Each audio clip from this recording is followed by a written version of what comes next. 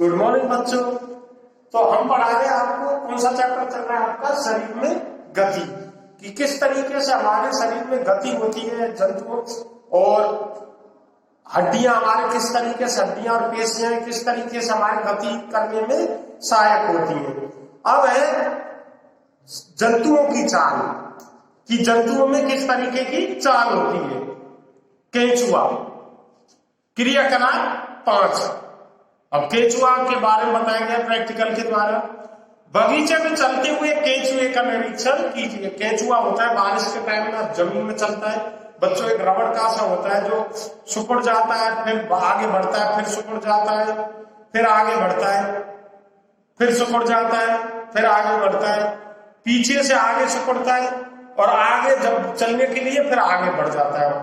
तो इस तरीके से केंचुआ गति करता है। बारिश के मौसम में देखो तो बगीचे में चलते हुए केंचुए का निरीक्षण कीजिए। इसे पकड़कर एक स्याही सोप फिल्टर पेपर पर रखिए। और केंचुए को पकड़कर किस पर रखेंगे? स्याही सोप जो फिल्टर पेपर है उस पर रखेंगे और इसकी गति का प्रेक्षण कीजिए कि किस तरीके से गति करता है। इसके पश्चात केंचुए को कांच की पट्टी, टुकड़े, टाइल अथवा किसी चिकनी सतह पर रखिए और फिर उसके बाद किस पर रखेंगे? कांच की जो पतली पट्टी है या टाइल्स पर रखेंगे, साफ टाइल्स पर। फिर इसकी गति का प्रेक्षण कीजिए। क्या यह गति पेपर पर केंचुए की गति से भिन्न है? जो पेपर पर जो गति की वो केंचुए की गति से भिन्न है। ऊपर की दो सतहों में से किस पर केंचुआ आसानी से चल सकता है? केंचुए का शरीर एक सिरे को दूसरे सिरे से सटाकर रखे गए अनेक छल्लों से बना हुआ प्रतीत होता है। देखिए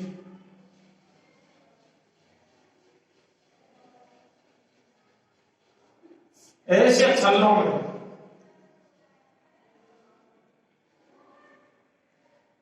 तो ऐसे छल्लों में बना हुआ प्रतीत लगता है केंचुए का शरीर।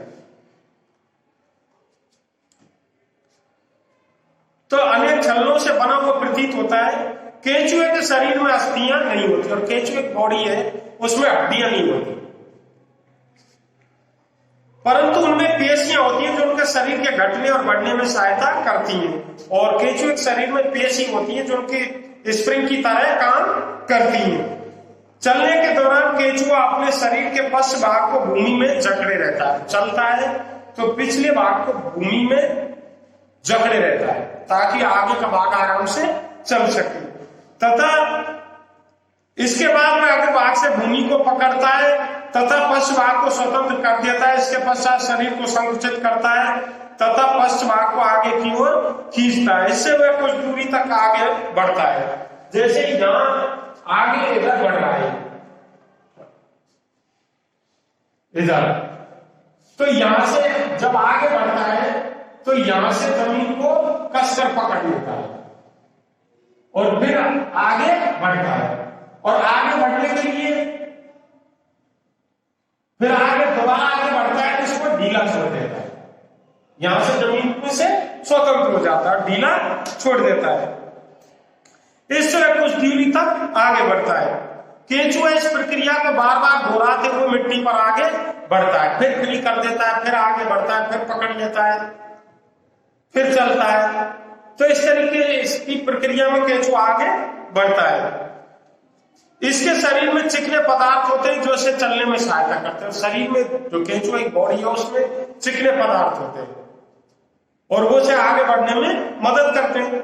वह अपने शरीर के हिस्से को जमीन से किस प्रकार टिकाता है और शरीर का हिस्सा है वो जमीन को में किस प्रकार टिकाता है? इसके शरीर में छोटे छोटे अनेक सूख बाल जैसी आकृति होते हैं। ये सूख पेशियों से जुड़े होते हैं। ये सूख मिट्टी में इसकी पकड़ को मजबूत बनाते हैं और ऐसे ऐसे बाल में छोटे छोटे सूख होते हैं ऐसे पेशियों जो इसे मिट्टी में पकड़ बनाने में मदद करते हैं। केंचुआ वास्तव में अपने रास्ते में आने वाली मिट्टी को खाता है और केंचुआ क्या करता है? जो रास्ते में आती है उसी मिट्टी को खाता है और पीछे से मिट्टी को निकालता है। उसका शरीर अनपचे पदार्थ को बाहर निकाल देता है। और जो उसका शरीर पचता नहीं है, मिट्टी जो पचती नहीं उसको पीछे से बाहर निकाल देता है। केंचुआ द्वारा किया गया यह कार्य मिट्टी को उपजाऊ बना देता है। जो बाहर निकालता है, जो बिना पचा हुआ भोजन है उसका, और जो मिट्टी तो होती है तो वो बहुत उपजाऊ होती है, जिससे पौधों को फायदा होता है। और उससे क्या होता है? पौधों को फायदा होता है। अब है घोंगा। अब केंचुए समझ गए बच्चों कि किस प्रकार गति करता है। अब नेक्स्ट है घोंगा। किसी बगीचे में एक घोंगे का अवलोकन कीजिए। किसी बगीचे में एक घोंगे का अवलोकन करेंगे। क्या आपको इसकी पीठ पर गोल संरचना देखी है? और क्या आपने इसकी पीठ पर गोल संरचना देखी है? इसे कवच कहते हैं। इसे क्या कहते हैं? कवच। यह घोंगे का बाह्य कंकाल है। और ये क्या है? घोंगे का बाह्य कंकाल। परंतु ये अस्थियों का नहीं बना होता। और जब जो घोंगा होता है उसका जो ऐसे कछुआ होता है ना, ऐसी उसकी ऊपर परत होती है, लेकिन वो हड्डियों का बना नहीं होता। यह कवच एकक होता है और यह घोंगे को चलने में कोई सहायता नहीं करता है। और यह अलग तरीके से होता है। ये कोई घोंगे को चलने में मदद नहीं करता, ये घोंगे के साथ खिसता जाता है। ये कवच क्या है? घोंगा चलता है और ये उसके साथ खिसता हुआ चला जाता है। घोंगे को कांच की पट्टिका पर रखकर इसका परीक्षण कीजिए। घोंगे को कांच की पट्टी पर रखेंगे, प्लेट पर, और इसको देखेंगे, इसका निरीक्षण करेंगे। जब यह चलना प्रारंभ करे तो सावधानी से कांच की पट्टिका को अपने शरीर से, अपने सिर से ऊंचा उठाकर कांच की नीचे की ओर से उसके चलने का ढंग का परीक्षण करेंगे। और घोंगे को कांच की प्लेट पर रखेंगे और चले तो उसको ऐसे नीचे से देखेंगे।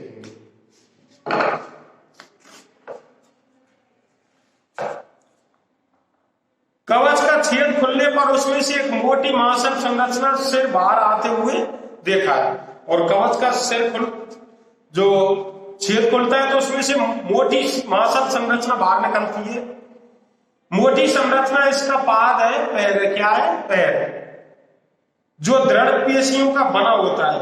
अब सावधानी पूर्वक कांच की प्लेट को एक थोड़ा सा झुकाइए। अब इस प्लेट को थोड़ा सा झुकाएंगे। पाद को लहरदार गति दिखाई देती है। और पाद में क्या दिखता है? जो पैर है इसका, इसमें कौन सी गति? लहरदार गति दिखाई देती है। क्या पौधे की, क्या इसकी गति, घोंगे की गति केंचुए की गति से तीव्र है अथवा धीमी? तो केंचुए की गति से तेज है या धीमी? भाई घोंगे की तेजी होगी। अब है तिलचट्टा, कि तिलचट्टे की गति कैसी होती है। तिलचट्टा जानते हो बच्चों किसे कहते हैं? कॉकरोच। जिससे आप तो बहुत डरती हो, बच्चियां तो बहुत डरती है कॉकरोच से। ये कॉकरोच आ जाए घर कर देती है, क्लास में आ जाए भाग जाएंगी। तो तिलचट्टा किसको बोलते हैं? कॉकरोच को। किसी कॉकरोच तिलचट्टा का परीक्षण कीजिए। तिलचट्टा जमीन पर चलता है, दीवार पर चढ़ता है, वायु में उड़ता भी है। अब देखो, ये जमीन पर चलता है, पानी में तैरता है और वायु में उड़ता भी है। तीनों काम कर लेता है। मतलब कहीं ये मार नहीं खा सकता। इसमें 3 जोड़ी पैर होते हैं। और केंचुए में कितने जोड़ी पैर होते हैं? 3 जोड़ी पैर, जो इसके चलने में सहायक होते हैं। और जो 3 जोड़ी पैर है वो इसके चलने में सहायक होते हैं। इसके शरीर कठोर बाह्य कंकाल द्वारा ढका हुआ होता है। और आपने देखा होगा कॉकरोच ऊपर कठोर परत द्वारा ढका हुआ होता है, जो इसके विभिन्न एककों को परस्पर संधियों द्वारा बनाता है। और जो अलग अलग पार्ट से इसको अलग अलग एक एक, उनको सभी को जोड़कर उनको एक बनाता है, जिसके कारण गति संभव हो जाती है। और जिसके कारण यह गति करता है कॉकरोच। वक्ष से 2 जोड़े पंख भी जुड़े होते हैं। अब वक्ष है इसका, जो छाती है, उससे 2 जोड़े पंख भी जुड़े हुए होते हैं।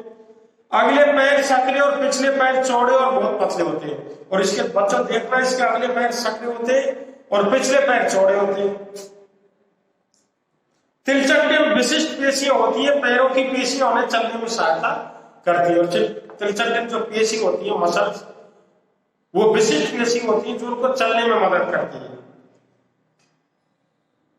तो उसके उड़ने के समय उसके पैरों को गति देती है, और जब उड़ते हैं तो उसके पैरों को गति देती है कौन? पेशियां। तो ये पेशियां उसके चलने में मदद करती है और उड़ने में भी मदद करती है। अब है पक्षी।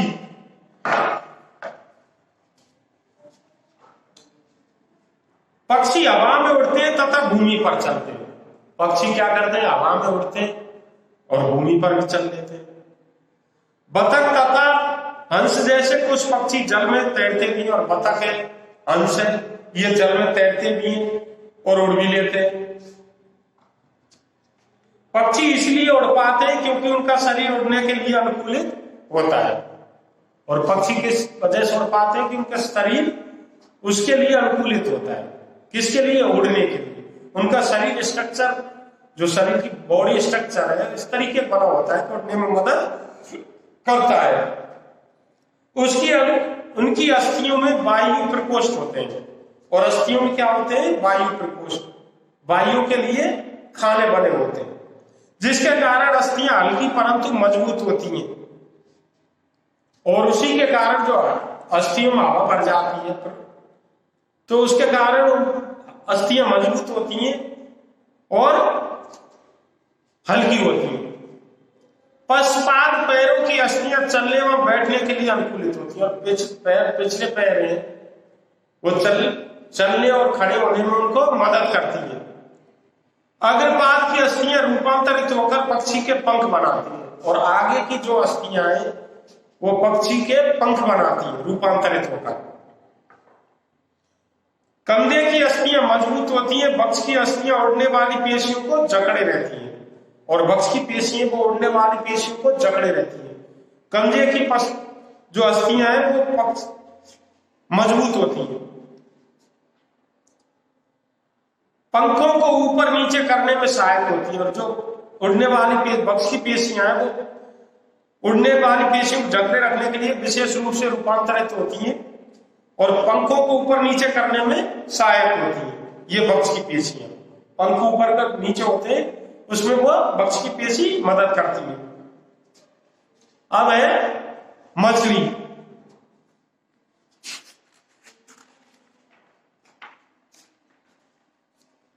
कागज की एक नाव बनाकर उसे पानी पर इस प्रकार रखिए कि उसका नुकीला भाग आगे की ओर रहे, इसे धीरे धीरे धक्का दीजिए। और कागज की नाव बनाते हैं बच्चों, बारिश होती है तो उस नाव को चलाते हैं पानी में, तो ऐसी नाव बनाएंगे जिसमें आगे का सिरा नुकीला हो, फिर उसे पानी में रख के धीरे से धक्का देंगे। क्या यह जल पर आगे की ओर तेजी से जाती है? अब नाव को दोनों सिरों से पकड़कर इस प्रकार धक्का दीजिए कि चौड़ी ओर से जल में जाए। अब दोनों सिरों से धक्का देंगे कि चौड़ी ओर से जल में जाए।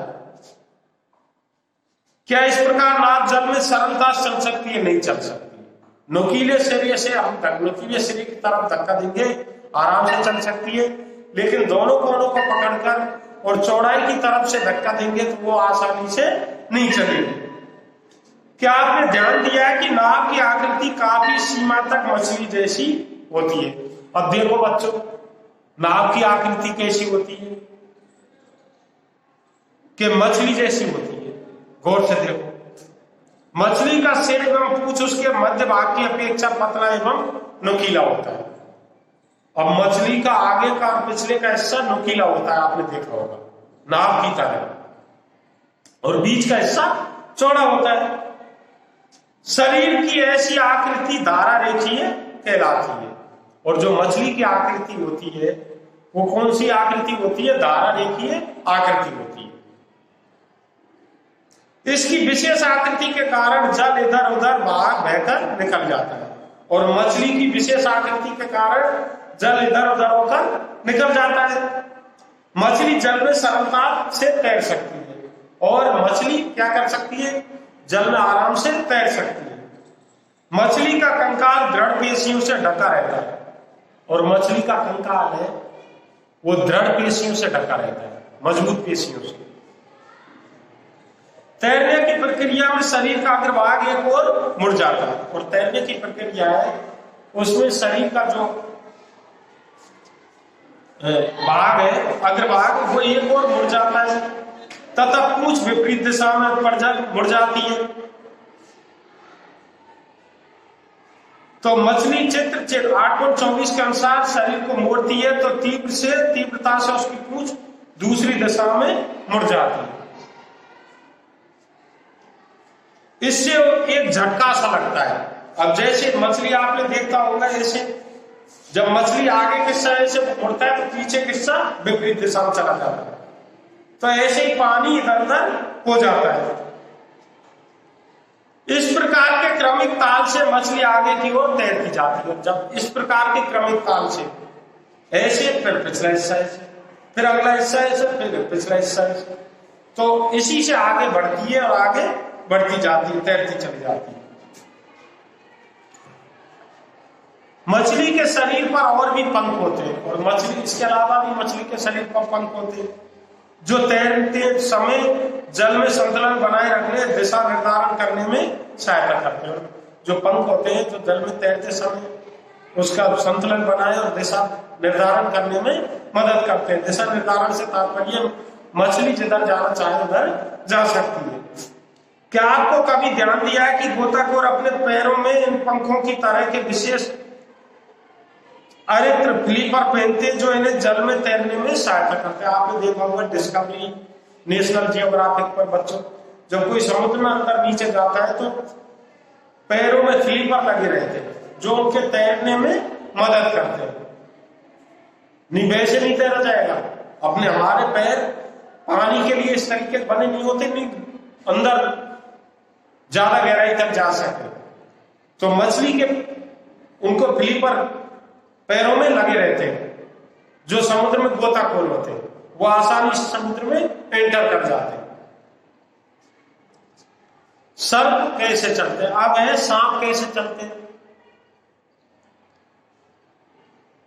क्या आप सांप को फिसलते हुए आगे बढ़ते देखा है? क्या आपने सांप को फिसलते हुए आगे बढ़ते देखा है? क्या सीधा चलता है? और क्या यह सीधा चलता है? सांप को आगे बढ़ते हुए देखा है, क्या ये सीधा चलता है? सीधा नहीं चलता, लहराता हुआ चलता है ऐसे। सर्प का मेरुदंड लंबा होता है, शरीर की पेशियां क्षीण एवं असंख्य होती है। मेरुदंड उसका लंबा होता है जो रीढ़ की हड्डी है, और पेशियां उसकी क्षीण होती है, छोटी होती है और असंख्य होती है। ये परस्पर जुड़ी हुई होती है, और पेशियां क्या होती है? जुड़ी हुई होती है। चाहे वे दूर ही क्यों ना हो, पेशियां मेरुदंड, पसली एवं त्वचा को भी एक दूसरे से जोड़ती है। अब उसकी पेशियां हैं वो मेरुदंड और खाल को एक दूसरे से जोड़ती है।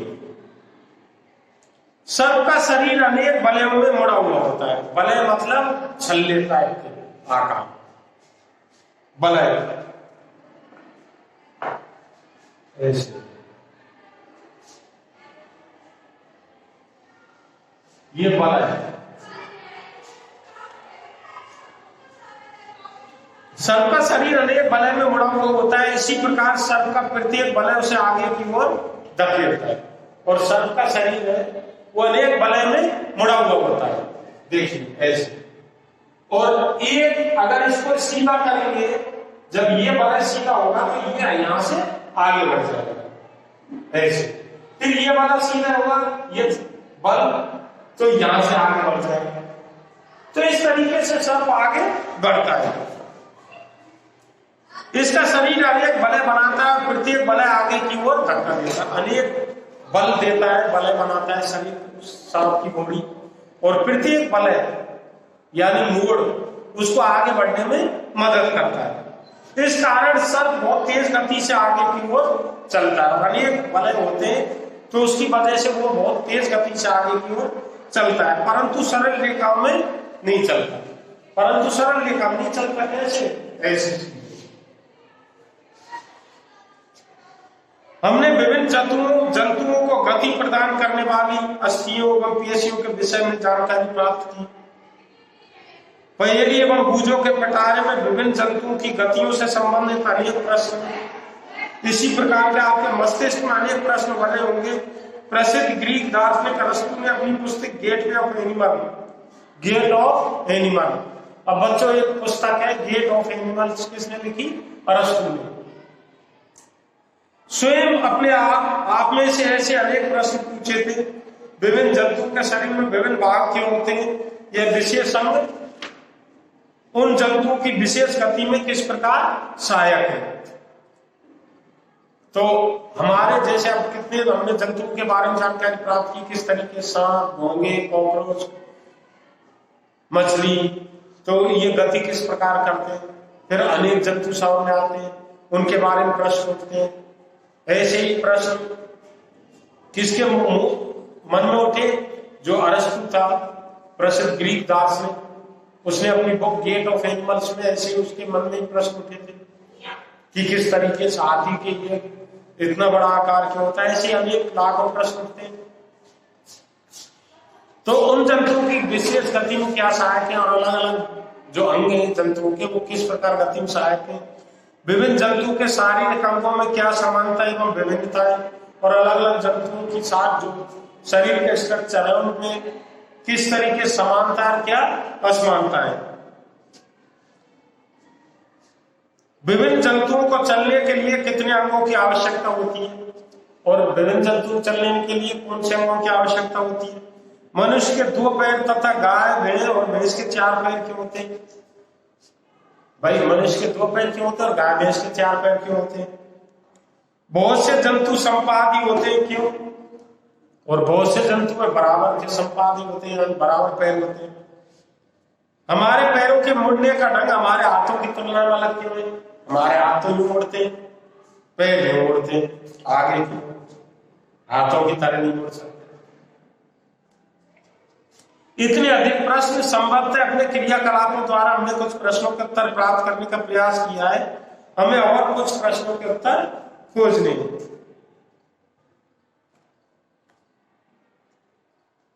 तो अब है बेहतर जीवन के लिए योग। एक बहुत शानदार छोटे छोटे टॉपिक देते हैं आपके ज्ञान के लिए, लास्ट में उत्साहजनक होते हैं और इनको पढ़ना चाहिए।